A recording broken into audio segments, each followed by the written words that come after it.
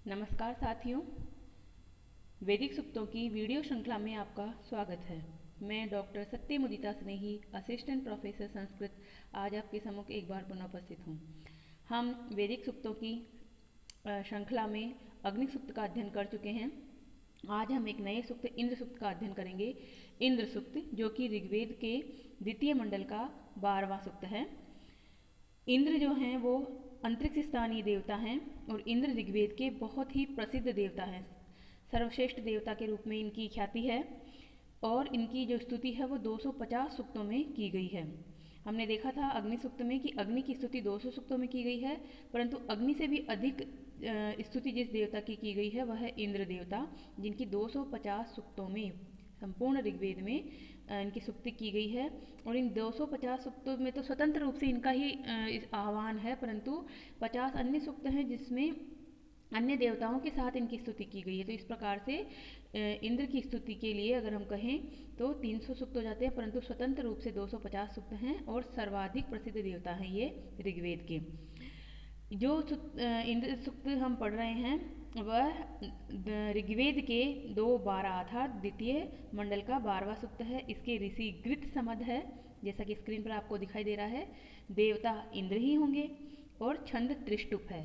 त्रिष्टुप एक 11 वर्णों वाला छंद है जिसके प्रत्येक पाद में 11-11 वर्ण होते हैं और ये 4 चरणों वाला होता है। हमने पिछले उसमें वीडियो में देखा था कि अग्नि सूक्त जो था वह था गायत्री छंद में, वो त्रिपादी था, 3 ही पाद होते थे, परंतु त्रिष्टुप छंद 4 पाद वाला 4 चरणों वाला छंद है जिसके प्रत्येक चरण में 11 वर्ण होते हैं। तो हम जब अभी पढ़ेंगे उसको मंत्र को तो आप देखेंगे कि कितना बड़ा, वो थोड़ा बड़ा मंत्र हो जाता है। 11-11 वर्ण करके 11 एक पाद में तो 11, 11 दूना 22, 11 तिया 33 और 11 चौक 44, पूरे 44 अक्षर हो जाते हैं एक श्लोक में, एक मंत्र में। अब देखिए हम इस को देखते हैं इंद्र सूक्त को। तो इंद्र का स्वरूप हम उपस्थापित करेंगे। इंद्र का स्वरूप के लिए हम इंद्र की व्युत्पत्ति देखते हैं, जो कि निरुक्त कार है, यास्क उन्होंने दी है। उन्होंने जो व्युत्पत्ति दी है इंद्र की वो क्या दी है? इंद्रः इराम दृणाति इति वा। इंद्र अर्थात इरा, इरा अर्थात अन्न, अन्न का विदारण करने वाला, विदारण यानी फोड़ने वाला, अन्न को एक तरह से अंकुरित करने वाला। तो आप जानते ही हैं कि इंद्र जो हैं वो वर्षा के देवता हैं और जब बारिश बरसती है तभी खेतों में हमारा डाला हुआ जो बीज है वह अंकुरित हो पाता है। अगर बारिश ना हो तो वह बीज मर जाता है, वह अंकुरित नहीं होगा। तो इंद्र को अन्न का विदारण करने वाला अर्थात अन्न को अंकुरित करने वाला देव कहा गया है। फिर दूसरी व्युत्पत्ति देखिए, इराम ददाती इति वा। इरा यानी अन्न को, ददाती यानी देने वाला, क्योंकि इंद्र भगवान की कृपा से हमें अन्न मिलता है, तो इरा का दान करने वाला। इराम दधाती इति वा, दधाती यानी इरा को, यानी कि अन्न को धारण करने वाला। इराम धार्यते इति वा, जो अन्न का विदारण करे, विदारण को संचालित करे। इराम धार्यति इति वा, जो अन्न को स्थापित करे। इस तरह से ये जो हैं लगभग एक जैसे ही हैं। आपको ये ध्यान रखना है कि इरा मतलब अन्न है और अन्न को देने वाला, धारण करने वाला इंद्र है। एक और देख लीजिए, इंदवे द्रवती इति वा। इंदु अर्थात सोम रस को पीने के लिए दौड़ने वाला। सोम पाक आ जाता है इंद्र को, क्योंकि ये सोम रस पीना बहुत पसंद है। सोम रस इनका पेय पदार्थ है। इंदोह रमते इति वा। इंदु अर्थात सोम रस में रमण करने वाला, आनंद लेने वाला। इस प्रकार ये है इंद्र है। तो इंद्र के बहुत से व्युत्पत्तियाँ हैं। आपको इसमें से शुरुआत की 3 व्युत्पत्तियाँ जरूर ध्यान रखनी हैं। बाकी अन्य व्युत्पत्तियाँ अलग अलग धातुओं के अनुसार है, क्योंकि इंद्र शब्द में बहुत सारी धातुएं हो सकती है। तो एक धातु आप और देखिए, इंदन शत्रुणाम दारयित्वा दारयिता वा। ऐश्वर्य प्रकट करते हुए शत्रुओं का विदारण करने वाला। इंदन, इंदन यानी कि शत्रुओं को नाश करने वाला, क्योंकि इसमें हम अभी पढ़ेंगे इंद्र सूक्त में कि किस प्रकार से इसने कितने ही शत्रुओं का नाश किया है, अहि का, बल का, शंबर का इत्यादि शत्रुओं का। और इसी प्रकार से 14वीं व्युत्पत्ति देखिए, आदरित्वा वा यज्वानाम, यज्ञकर्ताओं को सम्मान देने वाला। इस प्रकार से जो ये इंद्र देवता हैं वो परमात्मा के रूप में हैं और वृष्टि के देवता, वृष्टि अर्थात बरसात के देवता हैं। अब इंद्र देवता का स्वरूप हम देख लेते हैं, जो कि इस इंद्र सूक्त का सार है एक तरह से, और बड़े प्रश्नों के रूप में भी लिखना है आपको इंद्र देवता का स्वरूप। तो आपको ये बिंदु हैं वो सहायक होंगे। तो इंद्र देवता के स्वरूप को निम्न बिंदुओं से देख सकते हैं। पहला बिंदु है आकार प्रकार। आखिर इंद्र किस प्रकार है, तो हम इसको मानव आकृति के रूप में देखें तो इंद्र के हाथ, पैर, सिर इत्यादि अंगों का उल्लेख करना पड़ेगा हमें। तो देखेंगे कि उनका पेट जो है हमेशा सोम रस से भरा हुआ सरोवर के समान है, क्योंकि वो सोम रस पीते हैं। सोम रस क्या होता है? सोम एक प्रकार की औषधि होती है। उन औषधियों को निचोड़ कर, उनको पत्थर पर घिस कर फिर निचोड़ कर रस बनाया जाता है, उसे सोम रस कहा जाता है। और यह बहुत ही बलवर्धक होता है, हष्टि पुष्ट तंदुरुस्ती को देने वाला होता है सोम रस। सोम रस को शराब नहीं कहेंगे हम, वर्तमान संदर्भ में ये बहुत ही गलत प्रयुक्त होता है कि सोम रस अर्थात शराब। शराब कभी आपको बल बढ़ाने वाली नहीं होती है, परंतु सोम रस एक औषधीय तत्व है, औषधीय पौधा है जिससे आपका बल बढ़ता है। तो इन्हें सोमपा भी कहा जाता है। इन्हें सुशिप्रह कहा जाता है। सुशिप्रह क्या होता है? सुंदर होठों वाला, यानी कि ठोड़ी, जो नीचे का जो हिस्सा है, होठ और होठ का जो नीचे का हिस्सा है वो बहुत सुंदर है, क्योंकि ये इंद्र जो हैं वो देवताओं के देवता हैं, तो इनका स्वरूप बहुत सुंदर बताया गया है। इनको वज्रबाहु कहा जाता है, वज्रहस्त कहा जाता है। वज्रबाहु क्यों? क्योंकि वज्र के समान मजबूत इनकी बाहें हैं, और वज्रहस्त यानी हाथ में इनके वज्र नाम का एक अस्त्र होता है, इसलिए इनको वज्रिन या वज्रबाहु, वज्रहस्त भी कहा जाता है। इस वज्र का जो निर्माण है वो त्वष्टा ने किया है। त्वष्टा एक हथियारों के निर्माता हैं, तो वह उन्होंने इसका निर्माण किया है। इंद्र मन से भी अधिक वेगवान स्वर्णिम रथ पर चलता है, और जो उनके रथ को खींचते हैं वो कौन है? 2 हरित वर्ण के अश्व खींचते हैं। ये इस तरह की इसमें एक तरह से बताई गई है बात, वेदों में अलग अलग तरह से बात बताई गई है। अब देखते हैं जन्म इसका कैसे हुआ। तो ऋग्वेद में इंद्र की उत्पत्ति के विषय में बहुत सारे मतलब आख्यान हैं। कहा जाता है कि इन्होंने अपनी माता को मारकर अस्वाभाविक रूप से उनकी बगल से उत्पन्न होना चाहा। मतलब जब ये माता के गर्भ में थे तो माता के गर्भ से ये बगल की तरफ से निकलने लगे थे, ऐसी भी एक आख्यान मिलता है। उत्पन्न होते ही उन्होंने अपने पराक्रम का परिचय दिया, और इनके पराक्रम से आकाश और पृथ्वी कांपने लगे। मतलब जैसे ही इनका जन्म हुआ वैसे ही आकाश और पृथ्वी में कंपन हुआ, तो ऐसा लगा कि ऐसे दिव्य बच्चे का जन्म हुआ है, और आकाश और पृथ्वी कांपने लगे। यस्य सुषमा द्रोदसी अभ्यसेताम, अभी हम पहले मंत्र में इसको पढ़ेंगे। फिर देखिए कहीं कहीं इंद्र की उत्पत्ति असुरों के नाश के लिए बताई गई है, कि देवताओं के ये राजा हैं और देवताओं को परेशान करते थे असुर, तो असुरों के नाश के लिए इंद्र नाम के देवता अवतरित हुए और उन्होंने असुरों को मारा और देवताओं की रक्षा की। इस प्रकार से इंद्र की उत्पत्ति के विषय में पुरुष सूक्त है, उसमें बताया गया है कि एक विराट पुरुष होता है, उसके मुख से इंद्र और अग्नि निकले हैं, तो मुखाद इंद्रश्च अग्निश्च वहाँ बताया गया है। फिर देखते हैं हम कि अन्य देवताओं के साथ इंद्र का क्या संबंध है। तो मरुत नाम के एक देवता हैं जो कि इनके मित्र हैं, सखा हैं, इसलिए इंद्र को मरुत सखा या मरुत्वान नाम से कहा जाता है। वरुण, वायु, सोम, बृहस्पति, पूषण, विष्णु आदि देवता के साथ इंद्र की स्तुति की जाती है। पेय पदार्थ इनका सोम है। सोम क्या होता है? एक दिव्य औषधि एक तरह से होती है जिससे बल बढ़ता है, तो इनके लिए कहा जाता है कि ये सोम का पान करने वाले देवता हैं। यो सोमपा निजितो वज्रबाहु, सोम पान करने के पश्चात ही इंद्र बड़े से बड़े पराक्रम का कार्य कर पाते हैं, क्योंकि बहुत ही इनका बल बढ़ जाता है, बहुत शक्ति बढ़ जाती है उसको पीने से। वत्रासुर नाम के जो असुर का इन्होंने वध किया था, उस समय भी इन्होंने कहा जाता है कि सोम से भरे हुए 3 सरोवरों को पी लिया था, और उसके बाद इनमें इतना बल आया कि इन्होंने वत्र नाम के असुर को मार डाला। आयुध वरत इनके क्या है? तो इनका आयुध जो है अस्त्र मतलब वज्र है, जिसे कि विद्युत प्रवाह से अभिन्न माना जा सकता है। विद्युत जो बिजली चमकती है, ऐसा माना जाता है कि वही उनका वज्र नाम का अस्त्र है। इंद्र के वज्र का निर्माण त्वष्टा नाम के देवता विशेष द्वारा किया गया है। इनके पास धनुष, बाण भी हैं, अंकुश इत्यादि भी हैं, और इनका रथ जो है स्वर्णिम सोने से बना हुआ रथ है, जिसमें हरे रंग के 2 घोड़े लगे हुए हैं और वो उसे खींचते हैं। और उस रथ का निर्माण देव शिल्पी रिभु ने किया है। देवताओं के शिल्पी होते हैं रिभु, उन्होंने इसका निर्माण किया है। शक्ति, इंद्र जो है बहुत ही शक्तिशाली देवता हैं। द्युलोक, अंतरिक्ष लोक और पृथ्वीलोक मिलकर भी उनकी महानता को प्राप्त नहीं कर सकते। शक्ति का धनी होने के कारण ही शक्र, शचीवान, शचीपति, शतक्रतु आदि नामों से इन्हें कहा जाता है। यानी कि इनके पास एक शक्ति है, उस शक्ति का नाम है सची, इसलिए इनको सचीपति भी कहा जाता है, सची के स्वामी। अपनी शक्ति से उसने सभी देवताओं को भूभूत किया। दोनों पक्ष की सेनाएं, मतलब शत्रु पक्ष की सेनाएं और जो मित्र पक्ष की सेनाएं, दोनों अपनी जीत के लिए इंद्र का आह्वान करती है। ये हम अब ये मंत्रों में पढ़ेंगे, तब आपको क्लियर हो जाएगा कि किस तरह से करती हैं। और प्रथम मंत्र आएगा ये, योजात एव प्रथमो मनस्वान देवो देवान क्रतुना पर्यभूषत। इसमें आप जानेंगे इसको। कार्य देखिए क्या है, इन्होंने बहुत पराक्रमपूर्ण कार्य किए हैं। इन्होंने वत्र नाम के एक असुर का वध किया है। वत्र जिसका दूसरा नाम अहि है, वह एक सूखे का दैत्य है, मतलब अकाल ला देने वाला दैत्य है, जिसकी वजह से वर्षा नहीं होती, वर्षा को रोक देता है। इंद्र ने उसको मारकर जल को मुक्त किया और नदियों को मतलब जल से युक्त बनाया।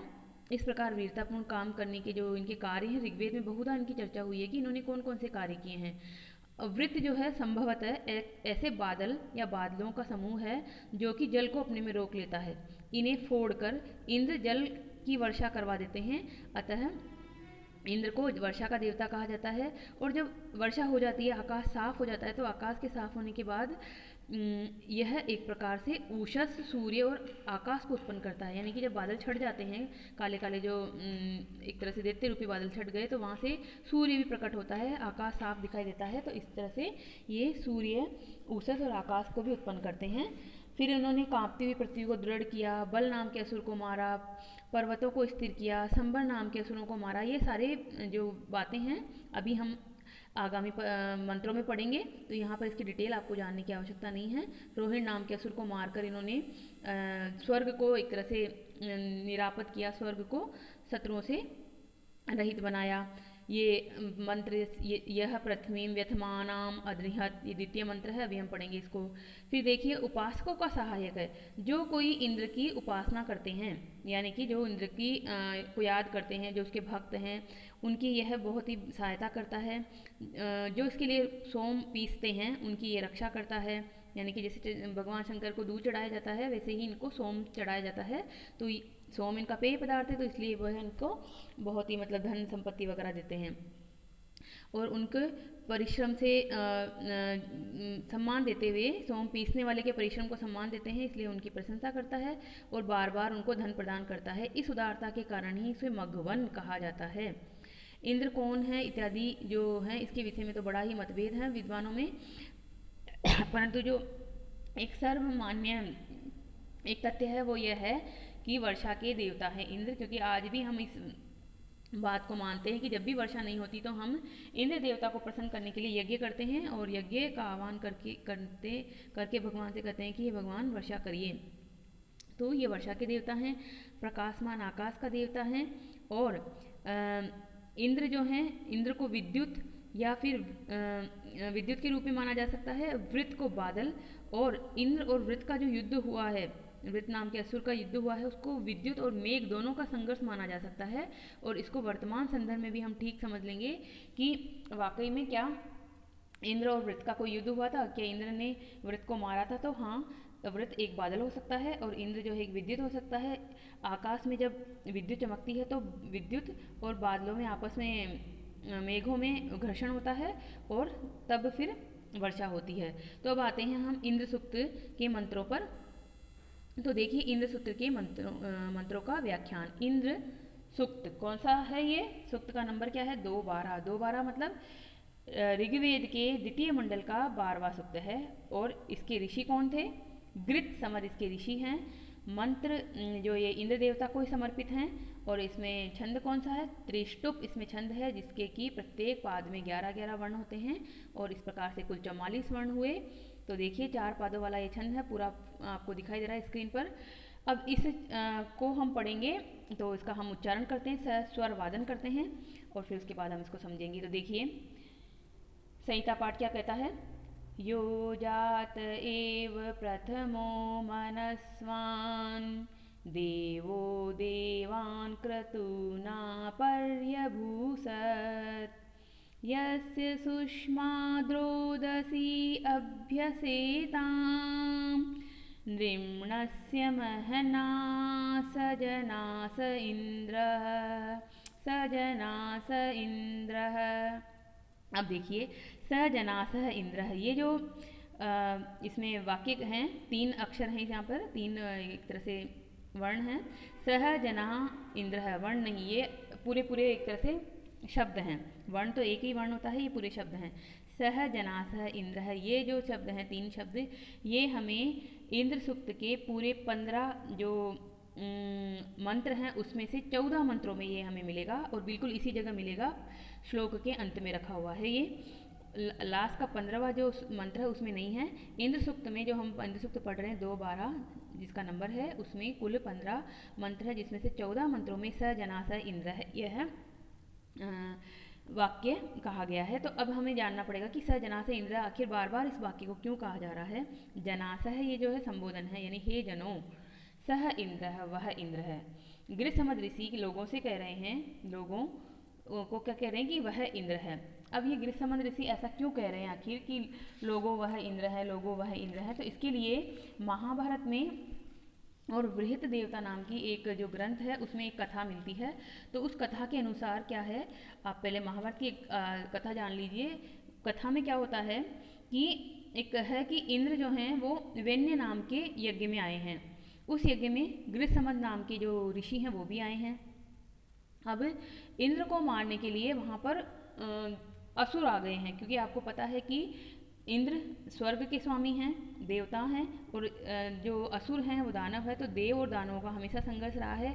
दानव स्वर्ग पर आक्रमण करके स्वर्ग को पाना चाहते थे और इंद्र हमेशा स्वर्ग को बचाते हैं, रक्षा करते हैं। तो एक तरह से दानवों के स्वाभाविक शत्रु हैं इंद्र।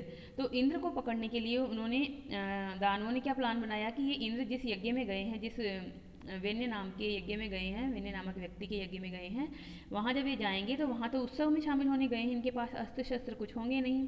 तो हम इनको जब वो वहाँ जा रहे होंगे या वहाँ से निकल रहे होंगे तब हम इनको बंदी बना लेंगे और पकड़ लेंगे और तब हमारा स्वर्ग पे अधिकार हो जाएगा।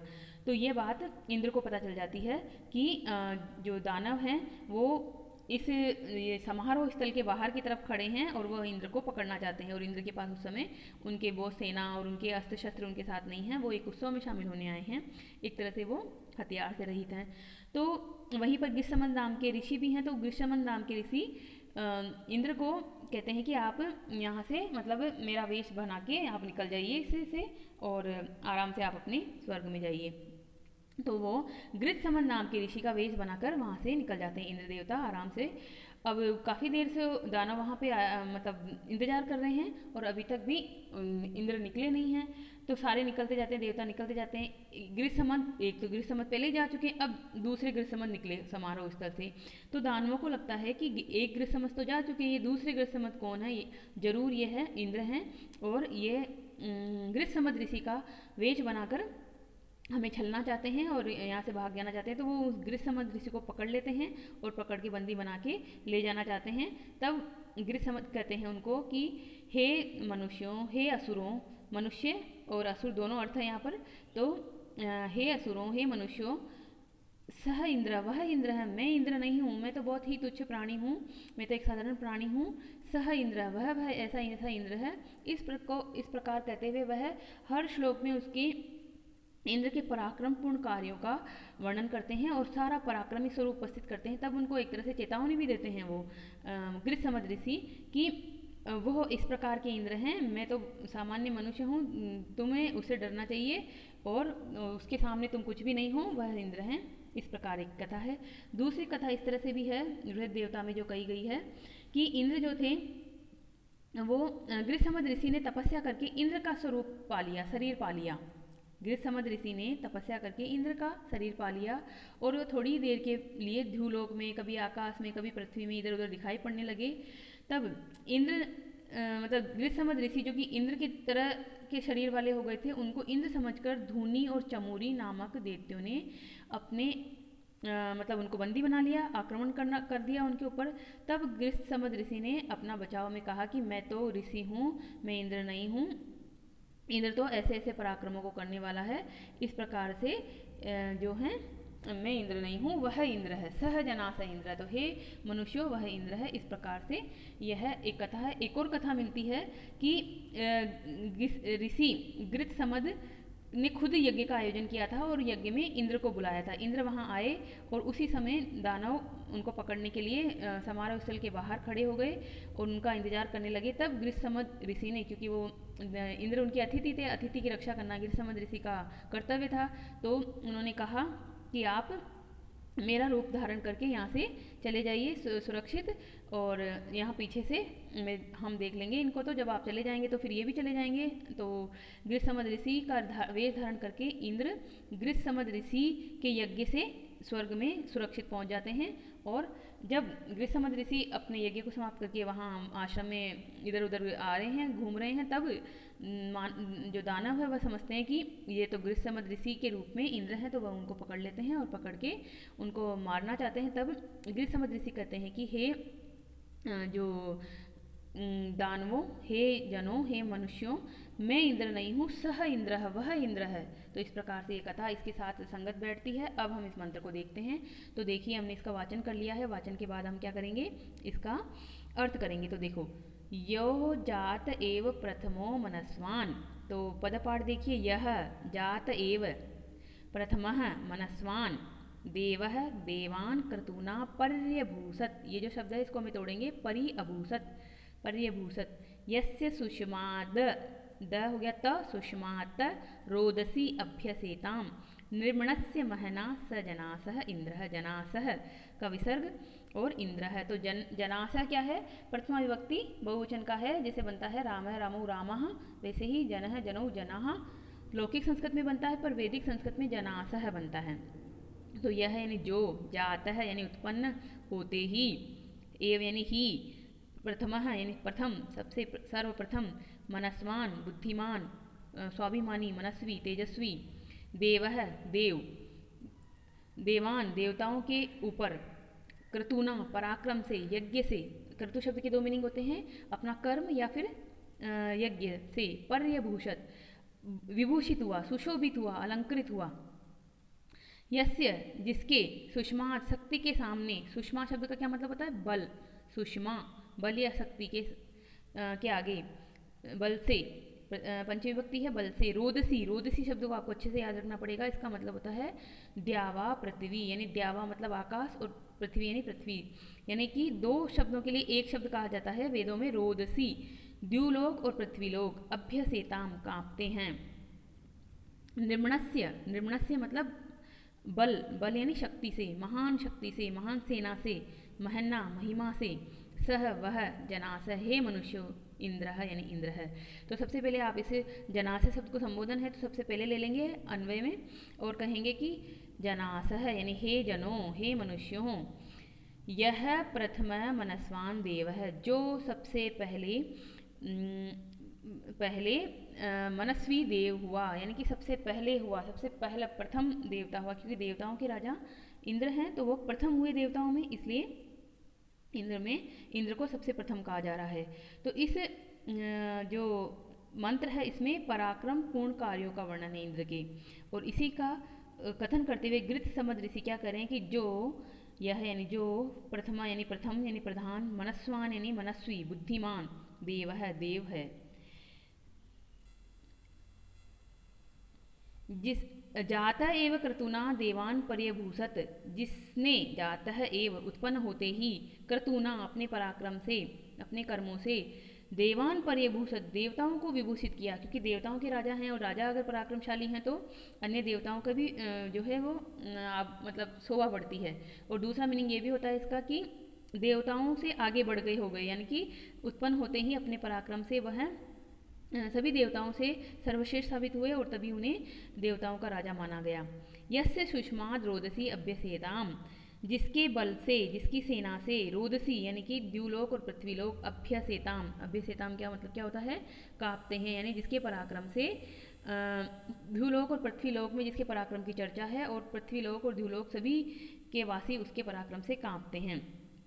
आकाश में यानी कि देवता लोग भी और धरती पे यानी कि पृथ्वी लोक पर मनुष्य लोग भी जिसके पराक्रम का लोहा मानते हैं। हे मनुष्यों, स जना, हे जनों, स इंद्र है, वह इंद्र है। तो विशेष में देखिए, जातः एव, जन्म लेते ही, जन धातु से त प्रत्यय बन लगा तो जातः बन गया मनस्वान। मनस्वान में क्या होता है, मनस शब्द से मतुप प्रत्यय लगता है, मतुप को वथ आदेश हो जाता है और बनता है मनस्वी। तो मनस्वी यानी कि जो एक तरह से तेजस्वी, बुद्धिमान, स्वाभिमानी, अर्थ में है यहाँ पर क्रतुना। क्रतु शब्द का अर्थ क्या है? पराक्रम। तो वृत नाम के असुर को मारा था इसने, इसे वृत वध आदि कार्य करने से यह पराक्रम में बहुत बढ़ चढ़कर हुआ। पर्यभूषत। पर्यभूषत का क्या है विग्रह? परि प्लस भूष धातु से लंग लकार प्रथम पुरुष एक वचन में पर्यभूषित बना। और इसके यहाँ पर दो अर्थ हैं। एक तो है रक्षा कर्म से अभिभूत किया, यानी कि रक्षक बना, देवताओं के रक्षक भी तो इंद्र ही हैं। और दूसरा है अतिक्रमण कर दिया, यानी कि देवताओं से आगे बढ़ गए। अन्य सारे देवताओं में सर्वश्रेष्ठ देवता साबित होते हैं इंद्र, क्योंकि वो पराक्रमी हैं। इतना पराक्रमशाली देवता कोई नहीं है जिसने बार बार असुरों को हराया हो और अपने स्वर्ग की रक्षा की। और स्वर्ग में ही सारे देवता रहते हैं, इसलिए सारे देवता इंद्र का लोहा मानते हैं, क्योंकि वो देवाधिपति हैं, देवेंद्र हैं। सुषमा। सुषमा शब्द का क्या मतलब होता है? बल। बल यानी पराक्रम, दम जिसको कहते हैं कि इसमें बहुत दम है, इसमें बहुत शक्ति है। तो इस प्रकार से है ये। स्वस्थ धातु से बना है, इसमें मन प्रत्यय लगकर सुषमा, और फिर पंचमी विभक्ति एक वचन में सुषमात। सुषमा नाम भी रखा जाता है ना, जैसे सुषमा स्वराज हमारे विदेश मंत्री थी, तो सुषमा का मतलब होता है बल, पराक्रम। रोदसी। रोदसी में क्या है? रुद्र धातु से असुन प्रत्यय है और स्त्रीलिंग में गीप, गीप लगा तो बना रोदसी। द्युलोक और पृथ्वीलोक का संयुक्त नाम है। इस टिप्पणी को आप 6 नंबर का जो टिप्पणी है विशेष है, इसको आप जरूर याद रखेंगे। रोदसी शब्द बार बार आएगा आगे। द्युलोक और पृथ्वीलोक को संयुक्त रूप से रोदसी कहते हैं। अभ्यसेताम। अभ्यसेताम में क्या है? भ्यस धातु से लंग लकार, अन्य पुरुष द्विवचन। अन्य पुरुष को प्रथम पुरुष ही कहते हैं, तो प्रथम पुरुष और अन्य पुरुष एक ही बात है। इसका मतलब होता है भयभीत रहना, कांपना, यानी कि द्युलोक में रहने वाले देवता और पृथ्वीलोक पे रहने वाले मनुष्य सभी इनके पराक्रम का लोहा मानते हैं, इनके पराक्रम से कांपते हैं। निर्मणस्य। निर्मणस्य का क्या मतलब होता है? नृ शब्द है, नाम है, फिर क प्रत्यय है इसमें, तो बना निर्मणम। निर्मणम का यहाँ मीनिंग है सेना, सैन्य बल, सेना रूपी बल। नृणाम नातम आवृत्ति ही यस्मिन तत् निर्मणम, सैन्यम। तो यह सेना रूपी बल से, क्योंकि इनके पराक्रम, अपने बाहुओं का पराक्रम तो है ही है, इनकी सेना भी बहुत बड़ी है। इनका एरावत हाथी है, इनके पास पूरे सेना है। तो इस प्रकार यह है महना। महना का क्या मतलब होता है? महिमा, महत्व। तो बना कैसे शब्द? महत धातु से, महत शब्द से इमनिच प्रत्यय लगकर महिमन बना। महिमन की तृतीय विभक्ति एक वचन में महिमना, और महिमना को ही महना हो गया है। इसका मतलब था महिमा से, महत्व के कारण। स जना स इंद्र, इस सूक्त के अंतिम मंत्र को छोड़कर से सभी मंत्रों में यह पद समूह प्राप्त होगा आपको। जनास है जो शब्द है वह जना का ही वैदिक रूप है। मैं जो भी बातें आपको बता रही हूँ लगभग सारी बातें इस स्क्रीन पर है आपके पास, तो इसलिए आप इसकी चिंता ना करें। आप धीरे धीरे पोंछ करके स्क्रीन को इनको नोट कर लेना अपनी कॉपी में, बहुत उपयोगी साबित होगा आपके लिए। ये नेट जेआरएफ यूजीसी में भी यह पूछे जाते हैं। आप एमए में संस्कृत लीजिएगा और संस्कृत लेकर आप अपने आप को मतलब भाग्यशाली मानेंगे कि आपको संस्कृत पढ़ने का मौका मिला। मेरा कहना है आपको, आप एमए में भी संस्कृत का अध्ययन कीजिए ज़रूर। फिर देखिए, अब जो मैंने कथा बताई थी यहाँ पर, ये कथाएं भी यहाँ पर आ गई है, तो आपको इसकी भी चिंता नहीं करनी। कथाओं को आप देख सकते हैं। वृद्ध देवता के 466 से 68 तक में ये कथा है कि किस प्रकार से धूनी और चमूरी नाम के दैत्यों ने गृहसमद को इंद्र समझकर उन्हें पकड़ लिया था। महाभारत में भी ये आख्यान मिलता है, और आख्यान का मतलब ही होता है कि वह कथा है। हो सकता है कि ये सच ना हो, परंतु हमारे इस व्याख्या से ये जुड़ रही है, इसलिए ये कथा है वो सही है। तो आप इसको पोज करके स्क्रीनशॉट ले सकते हैं और इसको पढ़ सकते हैं और देख सकते हैं इसको। अब हम आगे चलते हैं, तो आगे देखिए दूसरा मंत्र। दूसरा मंत्र क्या कहता है? दूसरा मंत्र भी वही त्रिष्टुप छंद में है। ऋषि इसके गृहसमद है और देवता कौन है? इंद्र देवता हैं। यहाँ पर भी इंद्र के पराक्रमपूर्ण कार्यों का ही वर्णन है। तो देखिए, यह पृथ्वीं व्यथमानाम् अद्रिहत्, यह पर्वतान् कुपितान् रम्णात्, यो अन्तरिक्षं विममेव रियो, यो द्याम अस्तभनात्, स जनास इंद्र, स जनास इंद्रः। अब आपको स जनास इंद्र कहते ही पूर्व में जो सुनाई गई कहानी है वो जरूर याद आ रही होगी, तो वही ध्यान रखिए। जनास, हे मनुष्यों, हे असुरों, सह इंद्र है, वह इंद्र है। कैसा इंद्र है? तो यह जिसने पदपाठ देख लीजिए पहले। यह पृथ्वीं व्यथमानाम अद्रिहत त, फिर उसके बाद यह पर्वतान प्रकुपितान अरमणात्, यह अंतरिक्षम विममे, वरीयः यह द्याम, महलंत हो जाएगा द्याम, अस्तभनात् स जनास इंद्रः। शब्दार्थ देख लीजिए। यह जिसने पृथ्वी को व्यथमानम यानी कांपती हुई, व्यथा, व्यथ शब्द होता है, व्यथ धातु होती है, इसी से व्यथा बनता है। तो व्यथा, जैसे हम दुखी होते हैं तो हमारे दिमाग में क्या होता है, मानसिक व्यथा होती है, मानसिक व्यथाओं से हिलते डुलते रहते हैं, कांपते रहते हैं। वैसे ही व्यथमानाम शब्द का मतलब था कांपती हुई। अदृहट, दृढ़, दृढ़ किया, स्थिर किया। यह जिसने पर्वतान, पर्वतों को, प्रकुपितान, इधर उधर उड़ने वाले, कुपित शब्द में गति अर्थ वाली कुप धातु होती है, जिसका मतलब होता है गतिशील, गतिशील पर्वतों को अरमणात स्थापित किया, स्थित किया। यह जिसने अंतरिक्षम, अंतरिक्ष को, विममे नापा, विस्तृत किया, विस्तार दिया या मापा। वरीयः अधिक जोड़ा। यह जिसने द्याम, आकाश को, अस्तबनात रोका। सह वह, जनास हे मनुष्यो, इंद्र है, इंद्र है।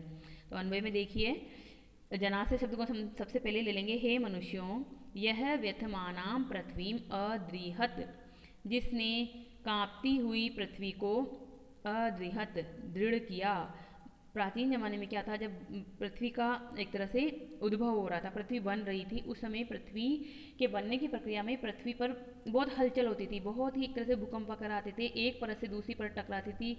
भूगोल में आपने पढ़ा होगा कि भारत नहीं, जो ये पृथ्वी है वह 7 परतों से बनी हुई है, और जो परतें हैं आपस में टकराने से पर्वतों की उत्पत्ति हुई है, और क्रमशः ये महाद्वीप बने हैं। तो पृथ्वी के बनने की प्रक्रिया में वह बहुत ज़्यादा अस्थिर थी, इधर से उधर, नीचे से ऊपर आते जाते रहते थे परतें, और अब जाकर ये स्थिर हुई है। अभी भी कई बार जब भूकंप आता है तो कहते हैं कि यूरेशिया की पर्वत भारतीय महाद्वीप की जो परत है उसे टकरा गई है, और उसमें हलचल पैदा हो गई है। या हिमालय का अभी भी हिमालय का अभी भी ऊंचाई बढ़ रही है, क्योंकि नीचे से पृथ्वी की जो 2 परतें हैं टकराकर मलबा उसको ऊपर धकेल रहा है। तो इस प्रकार से है। तो पृथ्वी बहुत हिलती डुलती थी, तो पृथ्वी को स्थिर करने में किसका योगदान माना जाता है, इंद्र देवता का। क्योंकि प्राचीन जमाने में तो धार्मिक व्याख्याएं होती थी चीज़ों की, वैज्ञानिक व्याख्याएं तो अब मिली है हमें। तो ये धार्मिक व्याख्या है कि पृथ्वी को स्थिर करने का काम इंद्रदेव ने किया, जिसने इधर उधर उड़ने वाले पर्वतों को अपने स्थान पर स्थापित किया। अब देखो, ये भी एक कथा है कि पर्वतों के पंख होते थे, परंतु पंख हम ना भी माने तो भी पर्वत बहुत गतिशील होते थे। पर्वत बनने की भी एक प्रक्रिया होती है, जिसमें क्या होता है कि पर्वत क्रमशः बनते हैं। वलित पर्वत होते हैं, जिसे फोल्ड माउंटेन कहते हैं। एक जो ब्लॉक पर्वत होते हैं वो होते हैं, और इसी तरह से पर्वतों के अनेक प्रकार होते हैं। कुछ नए पर्वत हैं, कुछ पुराने पर्वत हैं, जैसे अरावली पर्वतमाला जो है विश्व की सबसे प्राचीन जो है पर्वतमाला है। तो इन पर्वतों के भी बनने का एक क्रम है। तो जब पर्वत बन रहे थे उस समय क्या था, उनमें बहुत गतियाँ थी, मतलब वो गतिशील थे, धीरे धीरे बने हैं। तो उनको स्थापित किसने किया, इंद्र ने किया। और ये कहा जाता है कि उन्होंने उनके पंखों को काट कर उनको स्थिर किया। ये भी एक आख्यानी है, इसमें सच्चाई कितनी है ये तो हम अभी नहीं कह सकते, क्योंकि हम वैज्ञानिक युग में जी रहे हैं। परंतु पर्वतों को स्थिर करने का काम भी जो है वो इंद्र देवता ने किया, ऐसा हमारे वैदिक ऋषि मानते हैं। जिसने अंतरिक्ष को चौड़ाई में विस्तृत किया। अब देखिए, अंतरिक्ष स्थानीय देवता है इंद्र, तो अंतरिक्ष को मापा एक तरह से, क्योंकि अंतरिक्ष में रहते हैं इंद्र, तो उसने उसको विस्तार दिया। पूरा एक तरह से अंतरिक्ष लोक में इंद्र का वास है, और उन्होंने उसको विस्तार किया। जिसने आकाश को स्तभित किया, आकाश को यानी द्यूलोक को भी रोके रखा है, मतलब गिरने से रोका। हम पृथ्वी पर रह रहे हैं और आकाश ऊपर है। तो प्राचीन ज़माने में हमारे ऋषि या हमारे जो साधारण मानव थे वो क्या मानते थे कि आकाश हम पर गिरता क्यों नहीं है, ये ऊपर टिका हुआ क्यों है, क्यों टिका हुआ है ये, क्योंकि इंद्र भगवान ने इसको रोके रखा है, उन्होंने थाम रखा है इसको। तो स्तभ में क्या होता है, थामना, रोकना। तो इस प्रकार के पराक्रमपूर्ण कार्य करने वाले जो इंद्र हैं, हे मनुष्यों वह इंद्र, मैं इंद्र नहीं हूँ। हे दैत्यों, उस इंद्र को पकड़ो, मुझे मत पकड़ो, मैं तो बहुत साधारण मनुष्य हूँ। तो इस प्रकार से कहते हुए गृहसमंध अपना बचाव करते हैं। तो अब देखिए विशेष में क्या है, विशेष इस ऋचा में इंद्र के द्वारा भौगोलिक स्थितियों की स्थापना की गई है। इंद्र को यहाँ परमेश्वर का रूप प्रदान किया गया है, सामान्य वीर मानव का नहीं। सृष्टि के आरंभ में पृथ्वी पर निरंतर भूकंप आते थे। पृथ्वी हिचकोले खाती रहती थी। इन भूकंपों में पहाड़ टूटते थे, अनेक शिलाखंड उछलकर दूर चले जाते थे, जिसे पर्वतों का उड़ना माना जाता है। शिलाखंड, क्योंकि शिलाखंड क्या होते हैं, पर्वत के ही तो भाग होते हैं। तो बहुत उछल उछल के पर्वत जो हैं वो शिलाखंड दूर दूर तक जा गिरते थे। इन सब कार्यों से पृथ्वी के प्राणी पीड़ित होते थे। भूलोक में हाहाकार मचा रहता था। इस हाहाकार से पीड़ित होकर जो मानवों ने आह्वान किया इंद्र देवता का, और इंद्र देवता ने एक तरह से उनको स्थिर कर दिया। इस तरह से ये इंद्र देवता की प्रशंसा में ये बात कही जाती है। और उस अव्यवस्थित युग को स्थिरता प्रदान करने का कार्य इंद्र को ही दिया गया, एक तरह से किया उन्होंने। व्यथमानाम, व्यथमानाम में देखिए, व्यथ शब्द से, व्यथ धातु से लट लकार होता है, परंतु लट के अर्थ में शानच होता है, तो शानच प्रत्यय है इसमें। शानच का भी द्वितीय एक वचन में ये रूप है। व्यथमानाम यानी कांपती हुई, हिचकोले खाती हुई को स्थिर किया। और ये जो व्यथा शब्द आता है हमारे, हम आजकल कहते हैं ना व्यथा, बहुत व्यथा है, तो व्यथा का क्या मतलब, मानसिक अर्थ में ये पीड़ा अर्थ में चला गया है। यानी कि जब हमारे मन में बहुत ही उथल पुथल मची होती है तो हम व्यथा में होते हैं, पीड़ा में होते हैं। अदृहत, अदृहत को देखिए, अदृहत में क्या है, दृह धातु से लंग लकार अन्य पुरुष एक वचन में है। पृथ्वी के स्थिरीकरण के संबंध में मैत्रायणी संहिता है, उसमें भी एक आख्यान है। क्या आख्यान है ये देखिए। अब ये जो पर्वतों के पंख होने वाली बात है ना, ये यहाँ मिलती है हमें मैत्रायणी संहिता में, कि पर्वत जो है वो प्रजापति के बड़े पुत्र थे।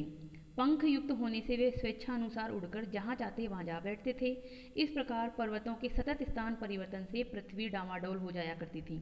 इंद्र ने उन पर्वतों के पंख काटकर उन्हें अमुक अमुक स्थान पर स्थापित कर दिया। इस प्रकार पृथ्वी को स्थिर बनाया। पर्वतों के कटे हुए पंख बादल बन गए, जो कि अपने उसी पूर्व संबंध के कारण पर्वतों के शिखरों का आश्रय लिया करते हैं। आज भी हम देखते हैं कि बादल जो हैं वो पर्वतों के ऊपर की ओर, लगता है हमें कि पर्वतों के ऊपर की ओर टिके हुए हैं बादल। तो क्या है, वो बादल जो हैं वो कटे हुए पंख हैं, और हमें ऐसा लगता है कि आज भी पर्वतों का और उन पंखों का आपस में संबंध है। इसलिए बादल जो हैं, पंख रूपी जो बादल हैं, वो पर्वतों पर आश्रय लेते हैं। मैत्रायणी संहिता में ऐसी बात है। और नीति शतक वगैरह में भी यही कहा गया है कि इंद्र ने अपने वज्र से पर्वतों के पंख काटकर उनको स्थिर कर दिया। तो ये है, कथाएं हैं, इनमें कुछ ना कुछ सच्चाई तो होगी ही। प्रकुपितान, प्रकुपितान में देखिए, प्र उपसर्ग पूर्वक कुप धातु है, जो कि गति करना अर्थ में है, और त प्रत्यय लगा तब प्रकुपित बना। प्रकुपित से पुंलिंग द्वितीय विभक्ति बहुवचन में प्रकुपितान बना। और प्रकुपित शब्द का क्या मतलब होता है, गतिशील। और वर्तमान में हम कुपित शब्द का मतलब होता है क्रोध, क्रोध में उबलना। यानी क्रोध जब हमारे अंदर आता है तो हम बहुत विचलित हो जाते हैं, हमारे अंदर एक तरह से गति आ जाती है। अरमणात, अरमणाम को देखिए, अरमणात को देखिए, रम धातु जो कि विश्राम करना अर्थ में है, उससे लंग लकार अन्य पुरुष एक वचन में यह है शब्द। रम धातु बाद में जो है वो रमण अर्थ में, आनंद भोग विलास अर्थ में हो गई, पर वेद में इसका मतलब क्या था, विश्राम करना अर्थ था रम धातु का। यानी कि विश्राम करवा दिया, उनको रोक दिया वहीं पे। वीममे, वीममे में देखिए, तो वीममे में है आपका वी उपसर्ग पूर्वक मा धातु लिट लकार आत्मनेपद में है, जिसका मतलब होता है मापना या बनाना। तो बनाना, निर्माण करना अर्थ, अंतरिक्ष को बनाया नहीं है इंद्र ने, बल्कि मापा है। मापा है मतलब वहाँ वो सर्वव्यापक है, वहाँ पे उनका साम्राज्य है एक तरह से। वरीय, वरीय शब्द कैसे बना, उरु शब्द होता है, जिसका मतलब था बड़ा। उरु शब्द में ईयसुन प्रत्यय लगेगा तो नपुंसक लिंग में द्वितीय विभक्ति एक वचन में बनेगा वरीय है, तो इसका मतलब होता है विस्तृत, बड़ा। द्याम, द्याम का मतलब होता है द्युलोक। अस्तभनात, अस्तभनात का क्या मतलब था, स्तब्ध धातु है, स्तब्ध, स्तब्ध धातु का मतलब था रोकना, निरुद्ध करना। लंग लकार अन्य पुरुष एक वचन में यह है। तो इस प्रकार से आज हमने 2 मंत्र पढ़े, और साथ में ही हमने इसका इंद्र देवता का स्वरूप भी पढ़ लिया। अगले मंत्र हम अगली कक्षाओं में पढ़ेंगे। रिवाइज करते रहिए। अभी तक भी आपने वीडियो को मतलब चैनल को सब्सक्राइब नहीं किया है तो सब्सक्राइब कर लीजिए। वीडियो अच्छा लगे तो लाइक कर दीजिए, और आपको लगता है कि ये ज्ञान उपयोगी है तो अन्य तक भी पहुंचाइए, शेयर कर दीजिए। धन्यवाद। अगली कक्षा में मिलेंगे। रिवाइज जरूर कीजिएगा। धन्यवाद।